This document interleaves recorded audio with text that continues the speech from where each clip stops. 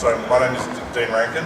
I'm a comic writer and artist, and my credits include Simpsons, Futurama, Australian Man magazine, The Dandy, the Beano UK, and I also have a creator-owned project called Itty Bitty Bunnies in Rainbow Pixie Candyland, which is about naked God using bunny rabbits. Hi, I'm Darick Robertson. Thank you. Keep it down. My credits include, I co-created Transmetropolitan and a book called Boys. My past works include regular artists on Wolverine and Justice League and many other Marvel and DC characters like Punisher and Hulk. I worked on a lot of mainstream comics. And I've also written Conan and a couple other things. So that's me. So I'm going to moderate. This is kind of like a question and answer session, I'm hoping. Surprisingly, I always find it easier to be on this side of the microphone and actually ask the questions. So I'm hoping that you guys can help us out because I'm a little bit hungover. And lucky. Yeah, and that if you have any questions, also if you don't feel comfortable speaking into the microphone, I'll come down, you can ask me the question, I'll run back, I'll re-say it, and then Darick can answer it. Does that sound okay? Yeah. Does anyone have any questions? No. I'm going to start with some questions. Okay. Once you ask me questions, I'll ask you questions. Okay, that sounds good. So we're going to interview each other.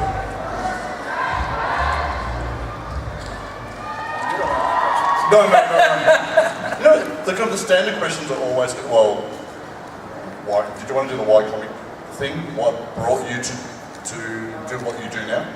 Sure. Yep, we'll start with that. Okay. Why I got into comics. He's a geek and he's a guy. That's a good start. Amen. I'm also a terrible student and not a very good employee at anything else. I'm constantly distracted by the need to draw and the desire to draw, and I get more ideas than I have time to actually write down or ever produce, so that can be very distracting when you're supposed to be doing something like study or get a pizza order out. So wasn't very good at that, and so by the time I was graduating high school, I was producing my first published comic. I was 17 years old and doing a lot of odd jobs to support that, but that was my driving passion. It was something I was always drawn to. I love the storytelling aspect of it more than the actual physical art of drawing. I love creating a story, and then that feeling I have when I'm looking through the final product is sort of what I work towards. So the desire to, it's almost like creating the movie that I see in my head. And that's another thing about comics that's nice, is that you have the opportunity to wear a lot of different hats. I love movies and I love music, and because of those two things, there's an orchestration to how you put a page together, and on top of that, there's a hidden art to it. But as a movie lover, I get to design the costumes, I get to light the scene, I get to lay the scene out, I get to direct the actors. All that happens within my imagination, and I'm working on this never-ending goal of trying to make that believable to whoever else is looking at it. And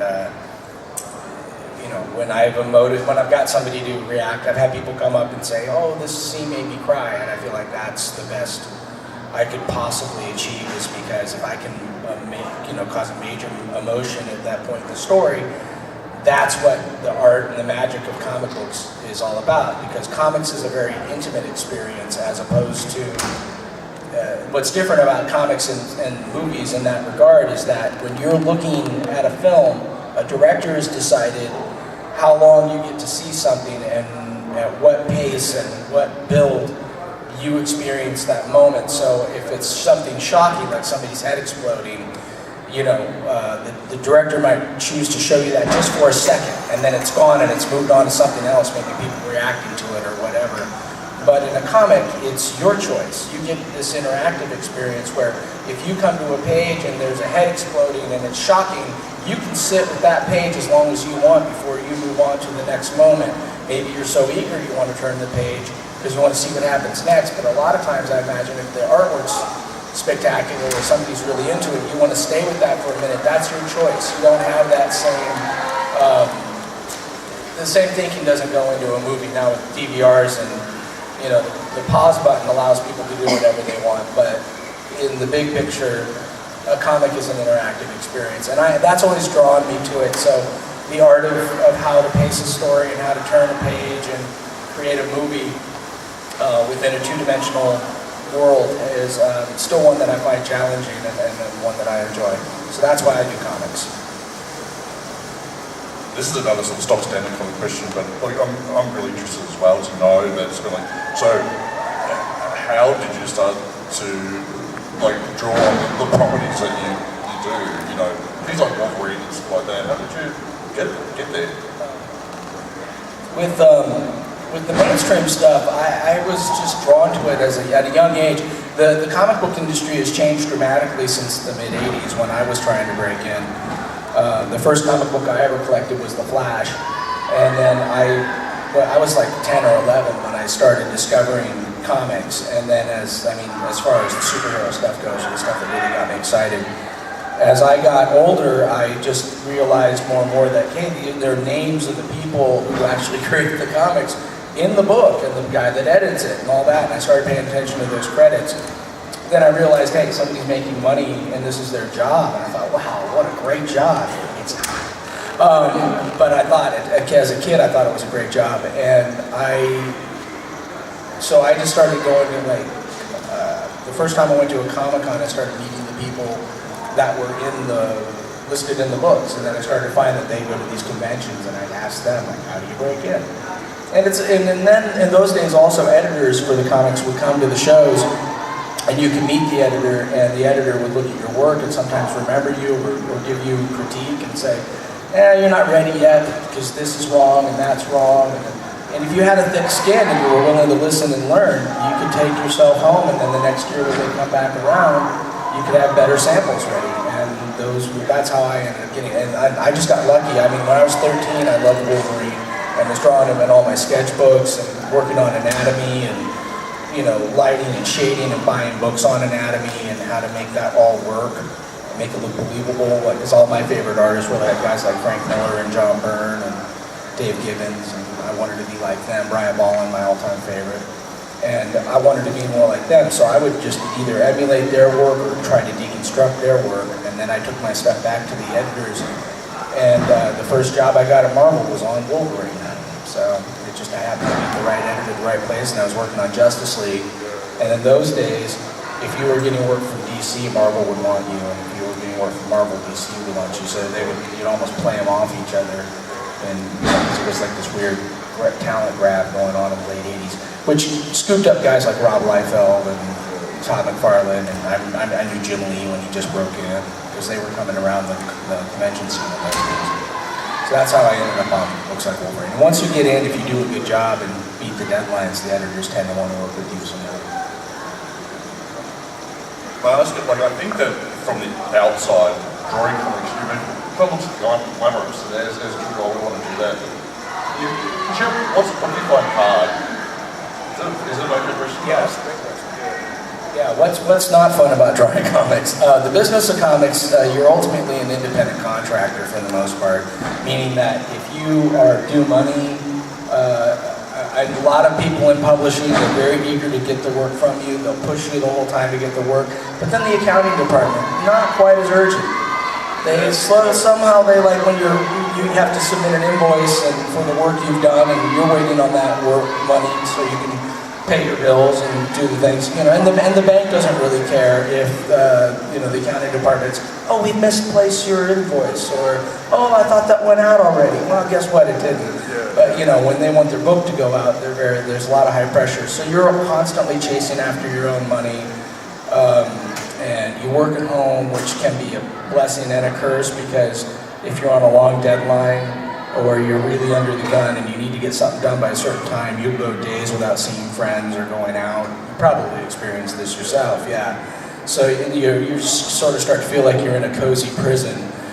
You know, you have all the things you need, but you're never leaving your chair. And you know, I used to be skinny, so you know, this is a life of working in comics. But yeah, that's, you know, but every job's going to have its downside. So I mean, I have good problems, so don't get me wrong. My dad was an airline mechanic, and I saw what he went through. And I didn't have to stay up all night working on, you know, airplanes in the middle of the night when it was freezing cold in San Francisco. So well, my dad was willing to do that, but I respect it. I just, you know, but the idea that it's glamorous is sort of a misnomer. But then there's moments like this where I get to be in New Zealand with you lovely people, and that's definitely awesome. So. What about you? Tell me what your downside is. Let's bum everybody out. Yeah.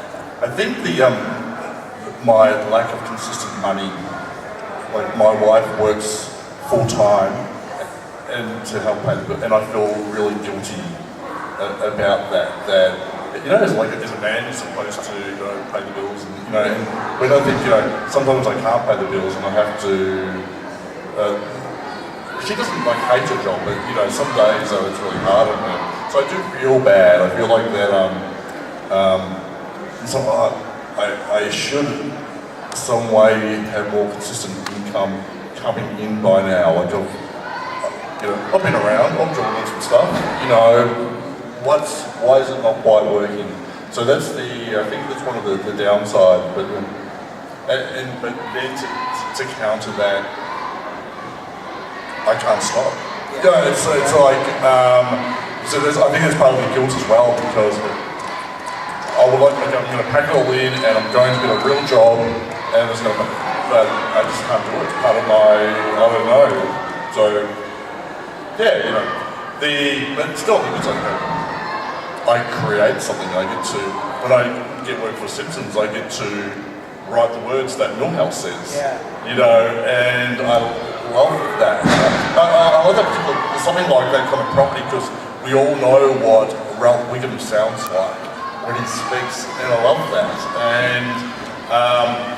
And you know, I get to draw that, I get to draw other stuff, and the club experience is actually really, really nice. That so I'm doing commissions for people, I'm drawing their heads and jars, like their drama characters and stuff like that, right? And it's almost like performance art. You know, it's so different than being alone at home in my room drawing, that you kind of, you know, this is, and to see occasionally when I nail it, you see people's faces light up, kind of, oh my God, that kind of looks like me. It's kind of really nice, you know, so, yeah, and then, you know, you have these moments. I was looking at my hotel room this morning, and you have just like this little washes of thankfulness, you know, oh wow, this is something very, very cool, and everyone gets to do it, and without comics, everyone has comics. What got you into comics? Like, when did you first want to draw, and did you have to go to school, or did you find your own path into it? Because I didn't go to school, I got in trouble in school for it. It's funny, my mathematics, I used to get in trouble in maths because there was like drawings all through my maths book, and even now, like, people give me money, and I don't know what the change is. It's hopeless. I think as a kid, I was a shy, awkward, weird kid, and I've grown into a shy, awkward, weird man. And so drawing was kind of a self-expression. Words have always escaped me. Like, you know, there's like that transition from my mind to the way it comes out. There's a disconnect, but I find that drawing, I can tell my story. It's like giving a piece of me out there, which I love. I think a long time. I was doing like little comics as a kid. My earliest memory is like, I think it was in kindergarten. So, and I drew a possum, and someone said it was good, and it might have been crap. It probably was. But, you know, when someone says that you're good at something, exactly. Yes. I was like, that's my thing, and I'm going to own it, I'm going to run with it. And I still do it, like, yeah, that's my thing, I'm running with it. My first thing was drawing Snoopy and Tweety Bird, and I did them well enough that my relatives would always draw Tweety Bird for Aunt Jenny. It's okay. But anybody that would, I was just happy. I'm still like that, like the performing monkey. Like, do your thing. Do that thing you do. Okay. I just don't want to be in trouble. Anything to keep me out of trouble. Does anybody have any questions at this point? What's your question? How do you feel digital deliveries change the way you design a package? How do you feel digital has changed the design of Think about Or do my job, or are you talking? Just think about how the page works. Yeah. Well, it's great. I mean, everybody here probably has their own phone or a tablet or something like that. I got an iPhone 6 Plus recently, and it's got a great big screen, and I can just flip through my pages now as I carry all my current work on my phone, so I can kind of review it all the time, and it keeps me more, I love having it at my fingertips because consciously the entire project is visual and fresh in my head, so when I'm drawing new stuff, I can quickly refer to, or I have a very fresh memory of what everything is leading up to it looks like, whereas in the old days, I'd have to carry a lot of Xeroxes, and if I chose to take them out and look through them, I'd catch something and go, oh, I forgot about that. So that aspect, digital is great. From a work standpoint, this is actually one of the great blessings of the digital age. In the 90s, I lived in Italy for a year, and internet was really brand new in 1997 and 98, and they barely had any internet connection over there, and email was sort of a new thing where people were just starting to rely on it. And I used to go through all these crazy jump through hoops to get work delivered in on time back in New York, and that was really challenging because the Italians are notorious for kind of making up their own schedules every day. And so you'd never know if the guy, if you needed the guy to be on time, never on time. If you wanted him to be late, always on time. And so one day, just as an anecdote, one day I had a little copy machine store that was about 100 yards from my front door on our street, which we thought, great, when we first discovered. And what ended up happening was the guys that ran it would just take lunch breaks randomly throughout the day. So you'd run in there and need to make your copies because you couldn't send copies of your work off International Express without having some record of it, because if they lost it, that's like a month's worth of work and your paycheck, and your only hope at that point is like, I've made copies, and so I could send the copies in and they could work from that in a dire circumstance. So it was always like life and death feeling of anxiety if I didn't get those get those copies made. Those copies had to be made. This is when I was working on Transmetropolitan, so I'd run down to the thing and the guys weren't open. They just were. And then they casually showed up, and I'm like watching my time because the guy only picks up once a day and he's going to be there, and if I miss him and he needs to go on his next delivery, I'm out. And I think it was a Friday, so it was going to be like the Tuesday before I could send him again, and they needed the pages. So all this pressure, and I'm standing there at the front door of this guy's copy place, and they casually come back, and they were young guys, and they casually come back, and they open up, and I'm like, and they wouldn't let me make my own copies, even though I completely know how to work the machine. And probably better than they did because of years of experience. But they wouldn't let you touch the machine, they insisted on making them themselves, but they had things to do, like finish their coffee, and then talk to the girls, and then have another smoke. And I'm like sitting there like, and I'm looking out the front door, back at my front door. Sure enough, here comes the guy. Now he's like Mario from Donkey Kong. He's this little mustachioed guy and no sense of humor and no patience. And so he's there at my front door, ringing my door, and I'm yelling in my bad Italian, which I don't speak very well to this day, but even worse then. And I'm like, sorry, and I run down, and he doesn't speak any English, and I'm trying to explain in my broken Italian, I just need to get these copies, I got the box ready, I'll be right there. And he's like, I'm like, I know, he's the one on time. So I run back in there, and they're making my copies, and this is when the first time of all the times I've been in this, maybe my fourth time in there, they want to discuss the artwork. Now they're suddenly like, hey, I like your artwork. Did you do this? Yes, and I'm being a complete prick at this point because I need to go. So I finally got them, and the guy's just about to leave, and he's starting to curse me, and I put the box in his hands, and I barely made it, but like that was the day that I go, God, there's got to be a better way. And today there is. Now we have FTP servers, so this actually is a long story to answer your question. I can actually and I like to ink my own work these days, which I've been doing for a lot of years now.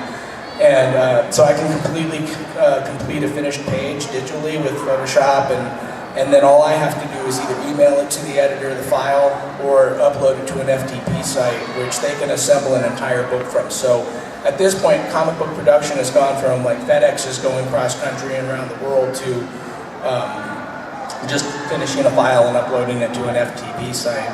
Dave Gibbons told me a similar story about finishing the last pages of Watchmen, and he was under the gun so much to get to the post office on time that it wasn't until he was like walking away having mailed off the last pages of Watchmen that it hit him like what he had accomplished, and maybe that was going to be important, and he had no idea, like that all he was worried about was making that post office deadline. So it's funny how the minutiae of what you might be creating or doing gets like overwhelms the bigger picture of like, whether it's good or not, you know. But yeah, did that answer your question? Yes, but also, like when you actually have a page, it looks like on the screen. The page on the screen, and yeah, when I was, like, the pages, you feel like different, you now make it now. Like when you pull them, you pop them, like a frame. I still lay it out to be looked at in a book. I mean, there is a digital presentation is still like, and it's probably just because I'm old school, but like digital presentation, it can be manipulated from a designed page that I usually work in 11 by 17 frame. So that aspect of it doesn't really change for me. I don't think anybody's ever going to get tired of actually holding a book. I just don't think that's in our nature. I don't think we'll ever go 100% digital. I could see it as a both, but I don't think we'll ever give it up. Just like vinyl's made a comeback, even though we have digital music, people still like records. Not everybody, but because digital's convenient. But at this stage, you can zoom in on a panel or do whatever and arrange it for a digital presentation based on what you might create for a comic book anyway. So I don't know if it's ever going to overtake at least in my case. I would talk to somebody like Dresden Kodak, who's a brilliant web comic guy, and he primarily works internet and web and digital. And I think his concept of that, his answer to that question might be wildly different than mine because that's more in his medium. But to me, I see the two working hand in hand, like digital tools are just another tool like a pencil or a brush. Does that make sense? What about you? Yeah, I don't think I have anything to add. Really, a lot of my stuff has been on the web, but it's always been my desire that eventually it will be in a book. I got my Itty Bitty Bunnies, the first trade paperback came out, and it's to see your work on paper and printed. It's just, it's like that's what I wanted. Digital's great. I read a lot of comics digitally. Most of the comics I read digitally now, but I would love to hold the book when I can. And it feels real. It feels real. It legitimizes. Holding the book legitimizes the work somehow. Like then I know somebody actually thought it was worthy to print. And when I was a kid, I used to staple paper together, and I'd even draw the ads. Cover to cover, I would fill up every page and every back of a page with something because I wanted it to look like a printed book. That's that bad. So to this day, it's like that's still the most satisfying thing. Yeah. Was there any other questions? I was just wondering how different the experience is working on something like Transmitted Soul. Yeah, we're good. You happy with this? Yeah, I'm okay with that. I think we got enough cord. Hi. I was just wondering how different the experience is working on something like Transmitted Soul where you co-curate the whole thing versus like Wolverine where you have to stick to other people's kind of designs. That's a good question. It's liberating. I had to learn a hard lesson between those two things. When I was offered Transmetropolitan, I had worked with Warren briefly on a couple of smaller unknown projects, but I saw really early on that he was brilliant, and I knew he was going to be an important writer.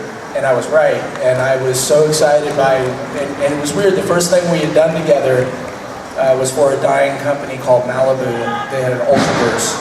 But the whole first team that worked on Transmetropolitan #1 worked on this comic, with the exception of a guy named Ian Edgington, who was a good writer in his own right, but he was doing Warren's dialogue, which is really weird. So Warren had written the plot, and they hired this guy Ian Edgington to write the dialogue, and I thought that was so strange because, I mean, can you imagine a Warren Ellis book without Warren Ellis's dialogue? So, but I was reading Warren's scripts, and Warren's scripts were so descriptive. He would describe the things they were eating in a detail that made you feel like you were in the room eating with them. So he would say, like, you know, they're standing around and they're eating bacon sandwiches and drinking black coffee. And I'm like, wow, you know, suddenly there's a smell in that room, you know, that was tangible to me as an artist trying to create this, you know, match the scene. And he was writing bad superhero characters, like, and making them interesting. I just saw a guy do a backflip. That was pretty impressive.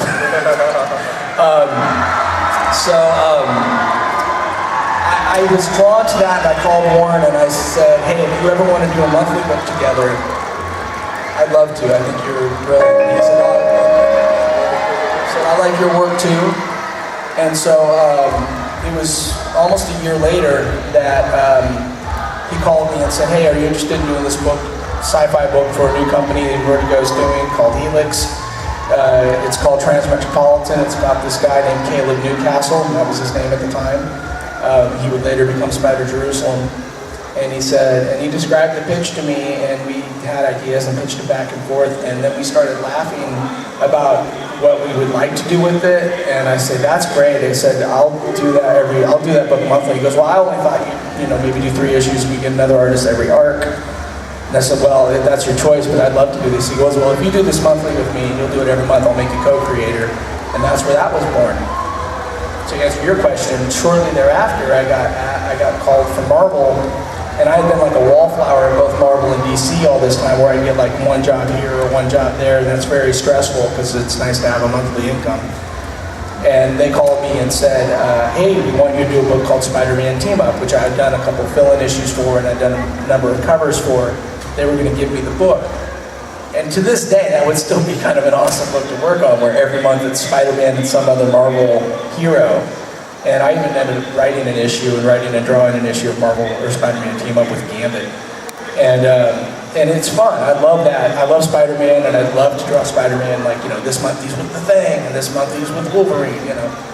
So I had a really hard decision to make, like, do I do something original, or do I do, you know, I wasn't known for anything original at the time, even though I co-created a few things, and created on my own a couple of things that got published, but nobody took any notice.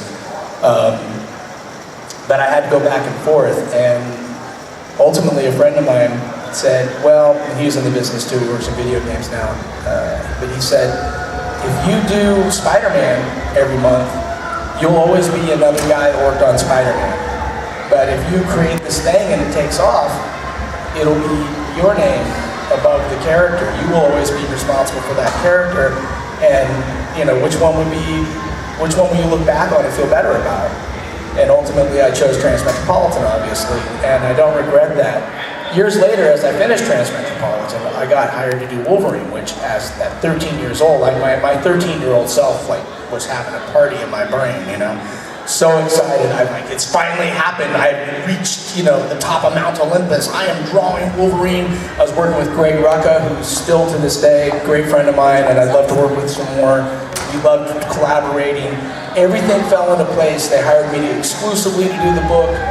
I got a contract, the biggest page rate I'd ever been offered, and I was going to do it monthly. Everything seemed perfect. And that's usually when things go to shit. So I worked on that book for about 4 issues. It was selling great. The first issue was the best-selling book in the country. That had never happened to me before either. They previewed the entire first issue in a magazine called Wizard. It got ordered like crazy. We got great reviews.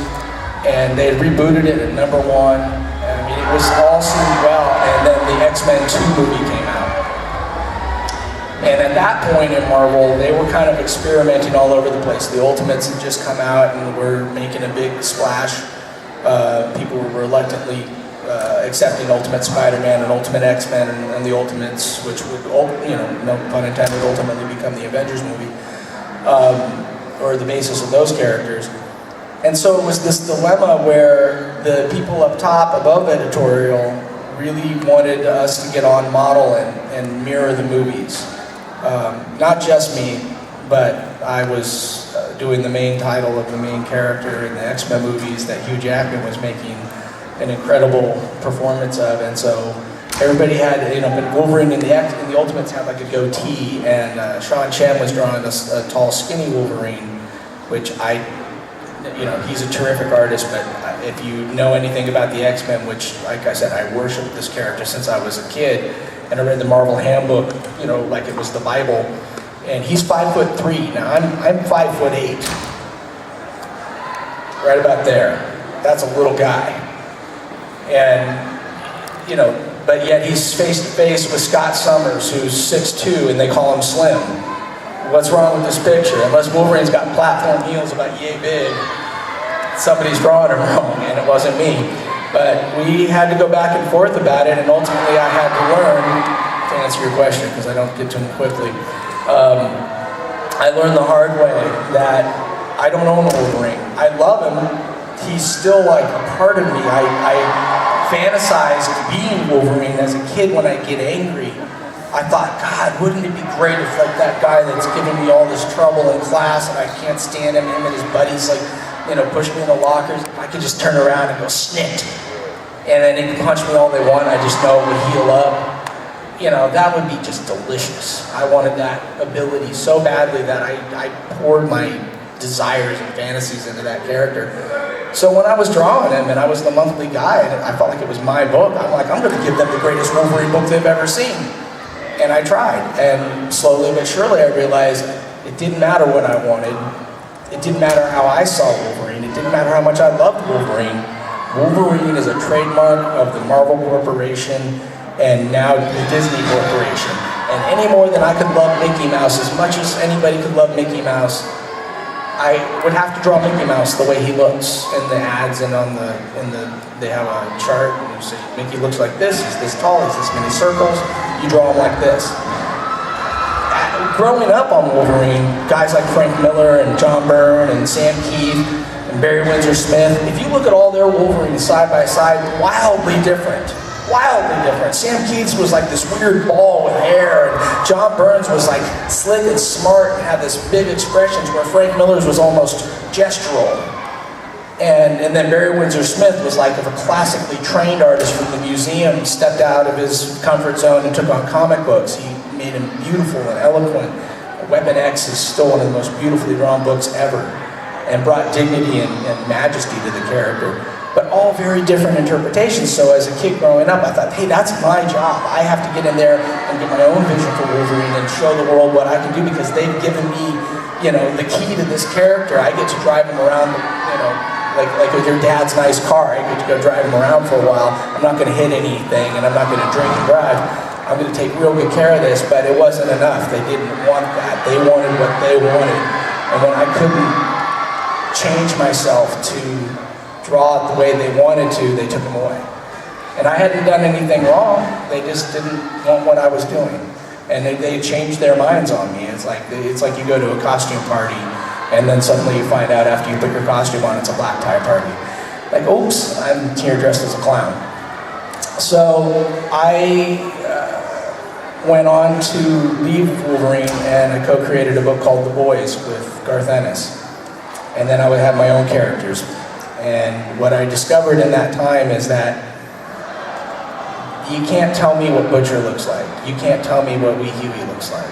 You can't tell me what Spider Jerusalem looks like, because they're mine. I tell you what they look like.